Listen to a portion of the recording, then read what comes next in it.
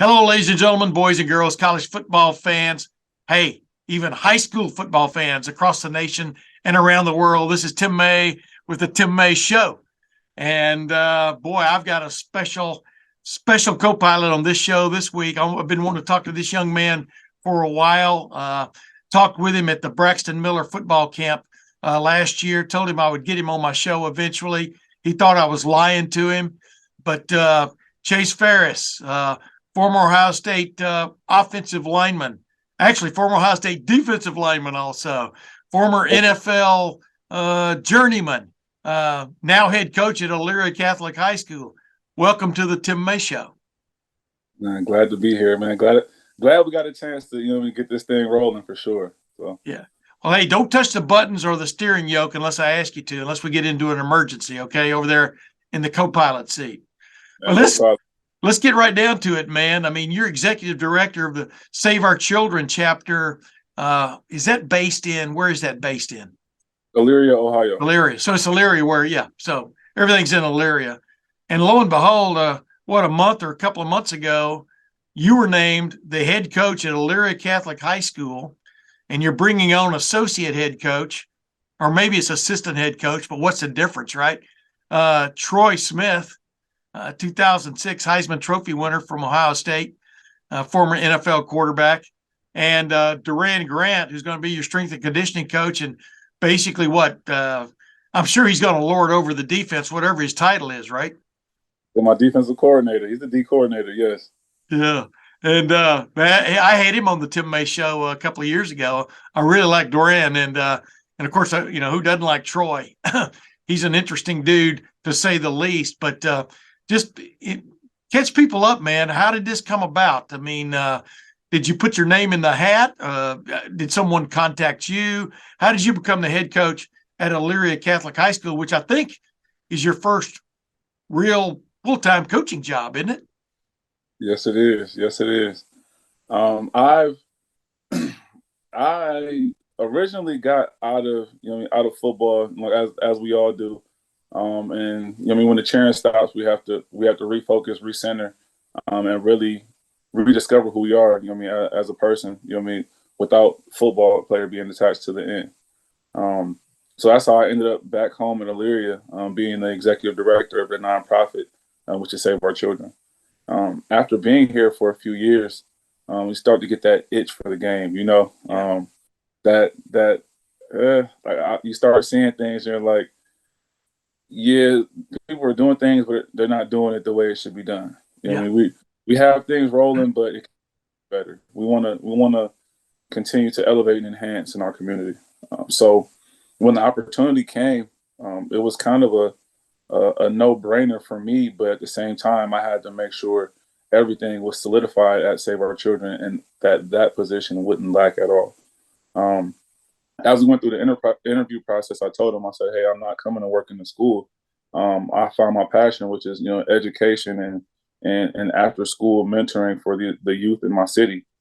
So when we got through that hoop, it opened up a position to be able to bring up Duran, to say, hey, we got this position in the school, and now you get to widen your palette when it comes to personal training, having facilities, and at the same time, you get to elevate your role, and now you're a D coordinator, not just an assistant coach. Because as you know, Duran was down there at Pick North with those guys for a few years. So after that, finding out that Troy's in the area, I said, hey, let's talk. I know, he has aspirations and goals and things that he wants to accomplish as well. So me, him, and Duran sat down and talked to see if we could figure this thing out and make it happen. And it was just a collaborative between the three of us, like-minded individuals, who all come from the same lineage, and which is that Ohio State tree. So putting everything together, realizing that I'm the boots on the ground type of guy, like I'm in my backyard, like in my community. They said, hey, you go ahead, you go ahead and lead the charge from that aspect. Troy takes the offense, Duran takes the defense, and anywhere I can continue to help us enhance, when it comes to, putting this thing together and putting the best product on the field, we're going to get the job done. Yeah. And you guys are all, like you pointed out, you guys are all going to maintain, like you say, you're going to remain executive director of Save Our Children, right? I mean, and Troy's got his real estate development company. I think he's working on there in Rocky River, Ohio, and Durant is moving to your area. Obviously, he's been involved in all kinds of things, including, like you pointed out, strength and conditioning and getting youth ready for the next step, whatever their next step is. And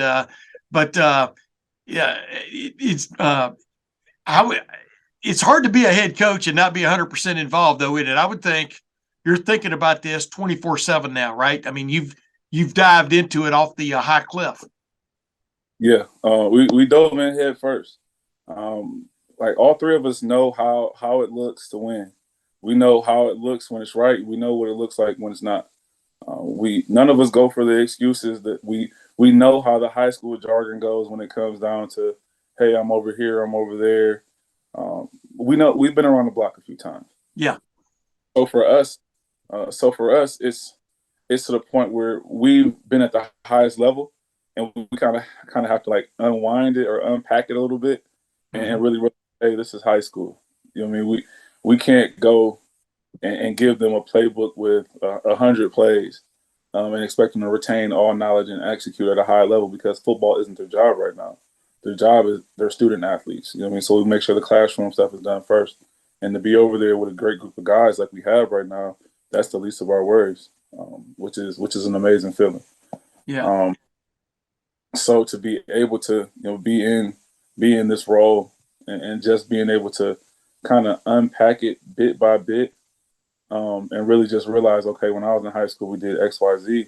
But then with all these rules and regulations, man, things are a lot different now. So it's you know what I mean, saying, okay, we did this, but now we're only allowed to do this. So it's really adjusting and adapting on the fly, and continuing to provide quality strength and conditioning program to help build these young men into quality citizens, and great football players. You know what I mean? As we all know, they desire to be, and great leaders in their school. You know what I mean? Who all the students will want to follow. Yeah. Hey, you guys, I think Ohio High School's now, or this year, maybe it's been around for a couple of years, but you're allowed to have some kind of spring football in some form or fashion, I think, if you opt for that, right? I mean, maybe I'm wrong about that. I mean, but obviously y'all are running a strength and conditioning kind of situation, I would think, off season. Are you going to have, or did you have any kind of spring drills or? So once May 15th hits, then we'll be able to do 7-on-7s. Yeah. I believe the OSA rules say we are allowed to have, I think, 13 7-on-7s. And I'm just like, we probably won't take all those days. But those days also count as like competition days, so we can have the full group together on 13 occasions. So we have a few 7-on-7 scheduled right now. Looking to get into more like some of the big man competitions too. Yeah. I know there's not a lot of those. They're kind of newer to the circuit in the springtime. But like I said, with me being a lineman and a big guy, I think we can find a way to to sweeten the deal and have a lot of these schools pull up, and we can whether it's train together or sharing philosophies, or just at the end of the day, like our goal is to elevate the game of football, to be able to help these young men play at the highest level that they possibly can fathom.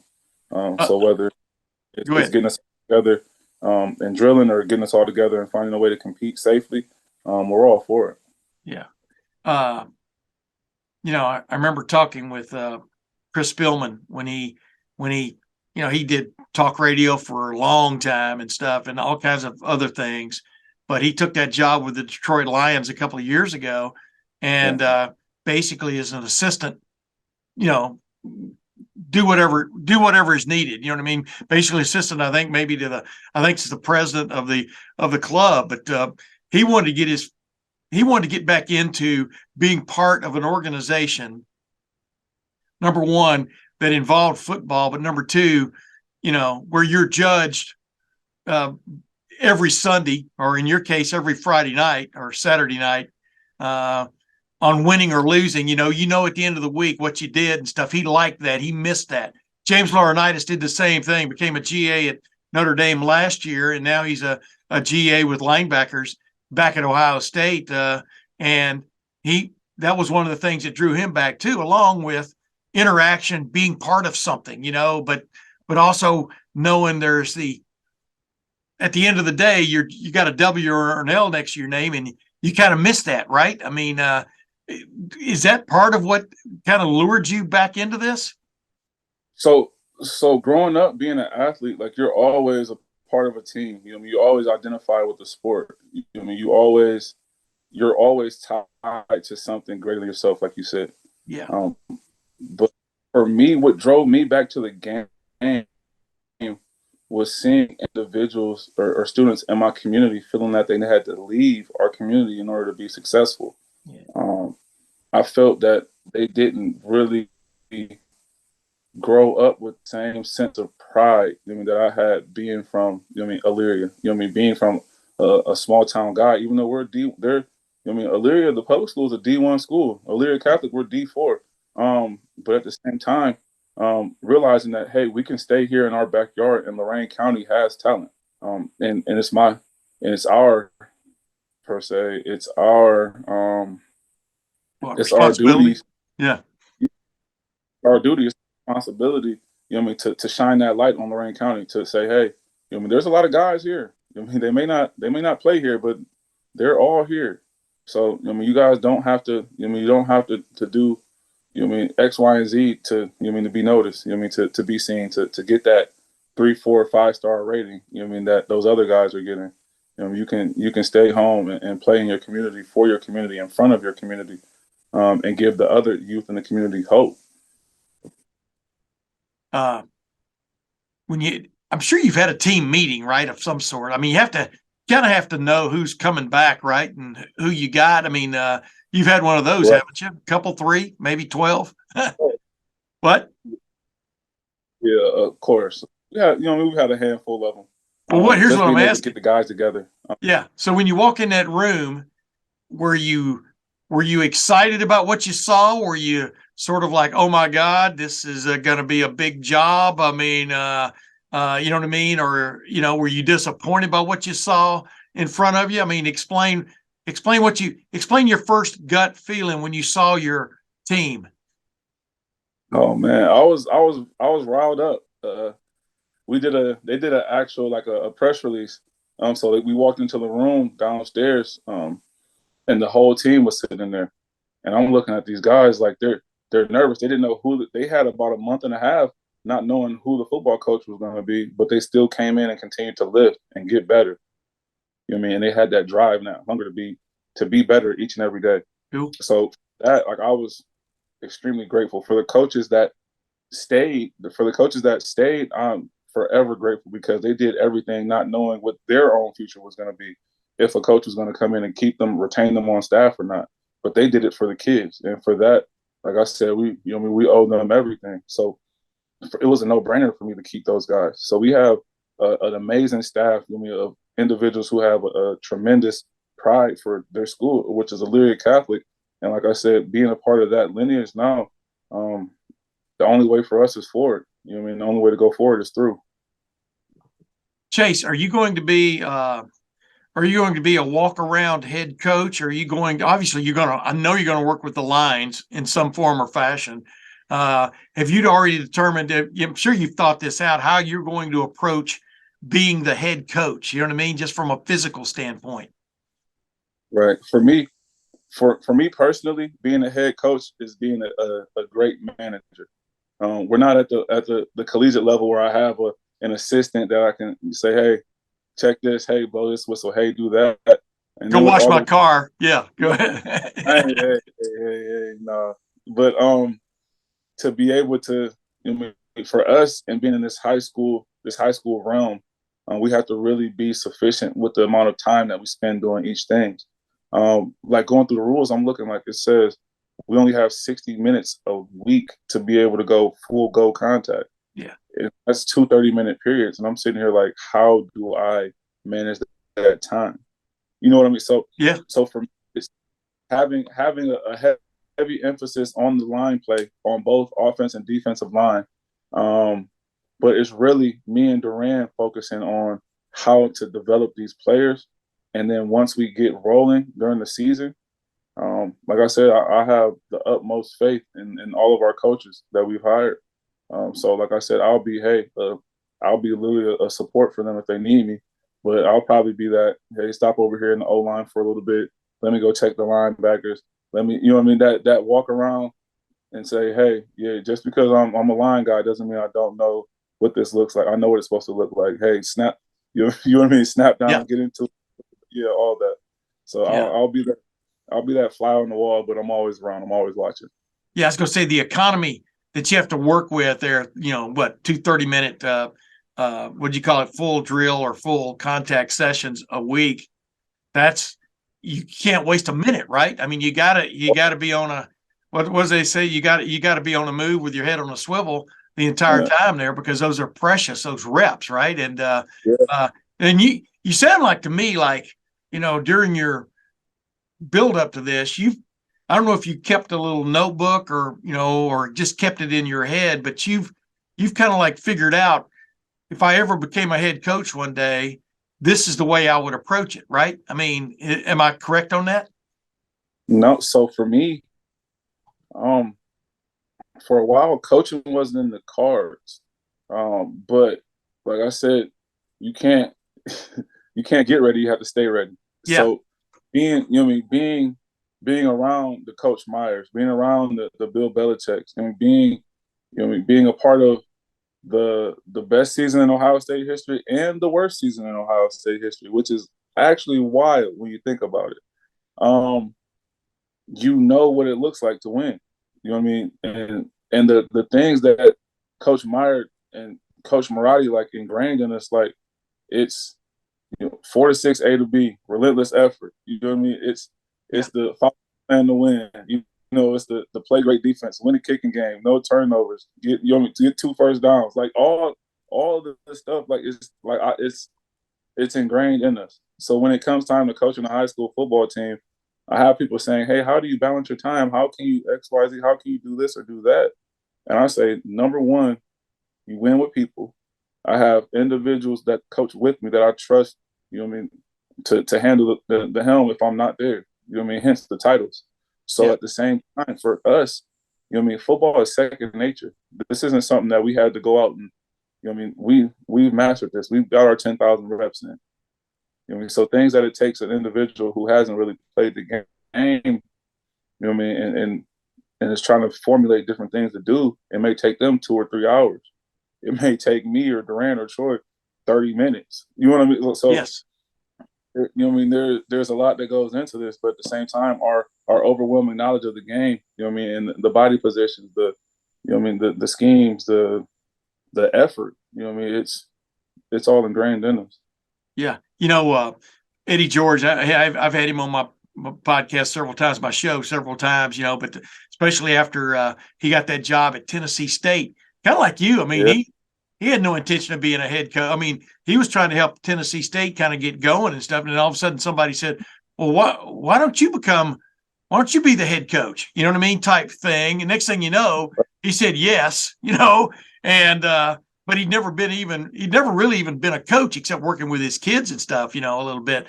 And just every day he said, I just tried to learn something, or many things every day leading up to, because like you just said, it's win with people, it's motivating people, it's getting people, not just players in the right position on the field to make plays and then coaching them to make the play, but it's also getting the coaches who can do that too. And you're all on the same wavelength and all this kind of stuff. And it takes a while to develop that fabric, doesn't it?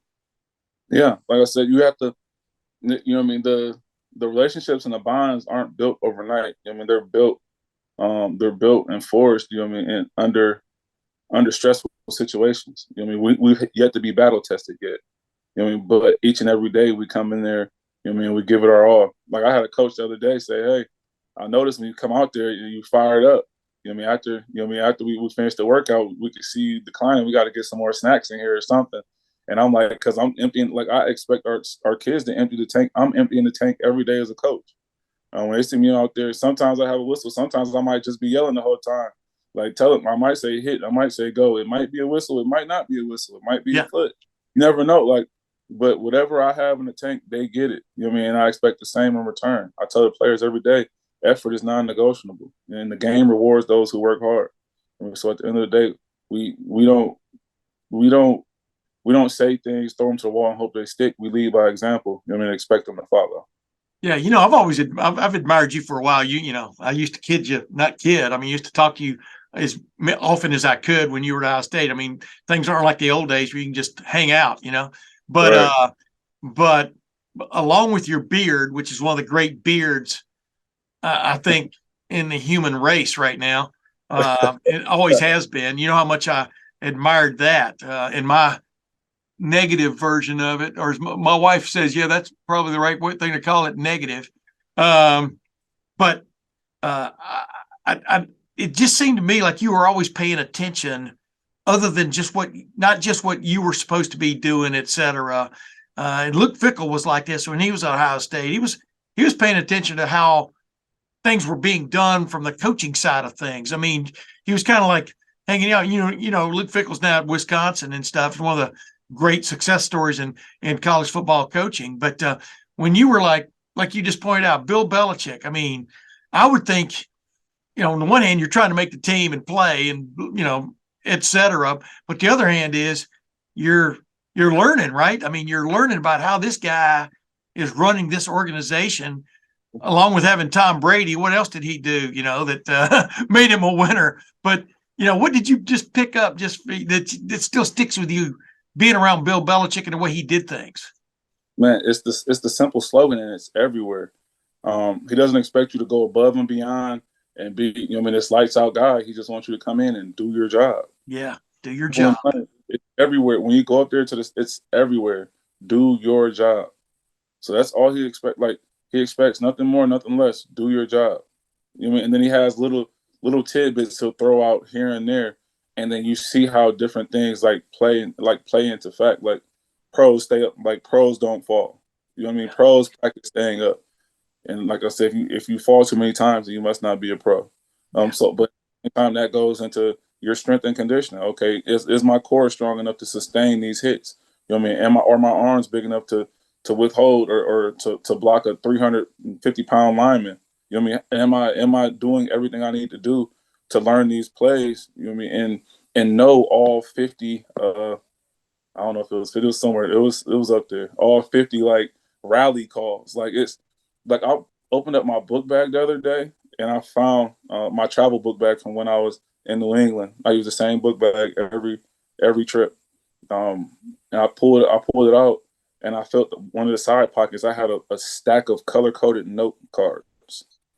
Where it was, my run cards were blue, my pass pros were yellow, my pass plays, formations were pink, my hot calls or my rally calls were, I want to say they were white. So, but it was this whole thing, and so now, like for the younger guys that are committing to D1 schools from around here, I'm like, hey, you want to go to the pros? This is what it takes. I had found my notebook from the Super Bowl. And like you said, I was on the practice squad, but my note, you wouldn't be able to tell by my notebook. My notebook looked like I was getting ready to start in the game. Yeah. You know what I mean? Because it's do your job and it's next man up. Yeah. So when you go through that notebook and you look at the details and the notes, taking film breakdown from every defensive lineman on both sides, both defensive ends, tackles, noses, never knowing where you're going to play at.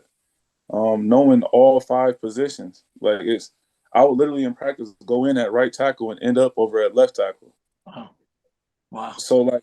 So being there really made me a student of the game. Like, at Ohio State, I learned how to play the game, but being in New England helped me understand the bigger picture. Like, there were times where it would be a thing they'd say, hey, talk like us. Don't put it into your own terms. Talk like us. So now we know you fully understand it. Yeah. There's other times where it's like, okay, hey, yeah, I'm a lineman, but excuse me, when we call this play, what's the formation? Okay, now that you know the formation, if that Sam backer walks up, can he blitz or not? I'm like, no, because we have a 3-by-1 set. so he has to go cover the number 3. So therefore he's bluffing. So I know I only have defense. Like, it's those types of things that really they really get ingrained in you. And once you get that work ethic and that overall knowledge for understanding the game, and not only for understanding, but now to be able to teach the game in a different manner, I mean, how can you lose? Yeah. The quest for details, man. I mean, it goes from like being overloaded to like, hey, I want to know more, right? I mean, I want to be, if my name is called, I want to be totally prepared to go in there and do what I got to do. I wanted to ask you this: is Urban Meyer misunderstood? Well, how would you describe what you talked about the 4-6 A to B? Give me that effort every play, not just every play, but every skull session, every workout, every weight room workout, 4-6 A to B. It covers a lot of ground there and stuff. What if Urban had a secret formula? What was it from your standpoint? I mean, you guys didn't lose a regular season game the first, in 12 and 13. Then you get beat by Michigan State and then by Clemson. And you come back and in the bowl game, then you come back and win the national championship at 14. What if Urban Meyer had a secret? What was it that you figured out? Here's what I thought. Here, what I've always said was he didn't tolerate excuses. He's one of those guys, as I've best said it, because I did a podcast with him last year, and we've done a couple this spring and stuff. But don't tell me what you've done. Tell me what you're doing. You know what I mean? And I don't know, we're not talking about yesterday. We're talking about today and tomorrow. You know what I mean? Kind of thing. Right. So up your butt a little bit too, right? All the time. But go ahead. Listen, Urban, he understood the mindset of a young adult and said, hey, we're not going to just show you what to do. We're going to show you why we're doing it. You know what I mean? So his big thing was explaining the why, like the why. So like, if for instance, if we're at practice and something happens and you look over and it's like you palms up, like, I don't know, like, you know what I mean? Like the palms up, like, no, you know the why. So there's no palms up. But for him, he knew how to create a hunger in the players that we could only unleash on game days. And whoever was in front of us was victim to that, victim to that hunger. So we went out each and every day, no matter who it was, no matter who we were playing. It could have been Akron, it could have been Alabama.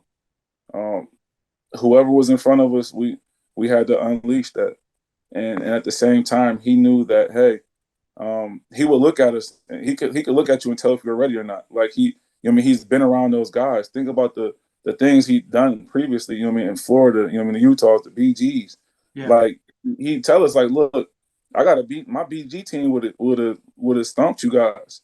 And then there's days where he was like, look, yeah, the guys are ready. They're ready to go. You know what I mean? So there's an overwhelming sense of gratitude I have for him putting us in those situations to where it was a fight or flight situation. You know what I mean? Some do, some don't. That was one of his big things. Some do, some don't. And what you wanted to do was be a guy that does. He also had another saying. It was just like, some guys, they put their hand in that cookie jar and they take and they take and they take. And eventually when everything runs out, they're left with nothing. Be a guy who gives back. So there's so many things, like, and so many lessons that he's taught us, over the years, that stick with you to this day. Some of the things I teach to my son as well. But for Urban, like, he was just a guy who knows how to get results. He had an amazing team around him. A tremendous, outstanding weight staff, like Coach Mick, like, man, like, days in there with Coach Mick and Coach Kenny Parker, and when Matus came in, like stories and stories, but like, they built character, they built confidence, they built trust, like the workout that we had, they knew how to build that brotherhood. Like, that brotherhood was built in that workout room, in that weight room, and on Coffee and Ackerman Fields. That's where the brotherhood was built, and that's where the brotherhood was born. And like I said, the things that you went through with those individuals, You know what I mean? You'll never forget. You know what I mean? I could pull up 40 years from now and see a Pat Elfline or the Curtis Grant and say, "Hey, remember we were over on Coffee Fields and XYZ?" And you know what I mean? Is you know what I mean? You just never know. Like they'll know it like it was yesterday. So, Yeah. like I said, he knows how to build those relationships. You know, build bonds and really feed into his players and create that hunger and that drive to be successful. Yeah. And I remember, basically he said, he don't want great. He wants y'all to be elite. You know what I mean? I mean, anybody can, you can be, a lot of people are great, but to go that extra mile, that extra lift, that extra workout is, be as elite as you can be as an individual is his point. Right. And, hey, Yeah.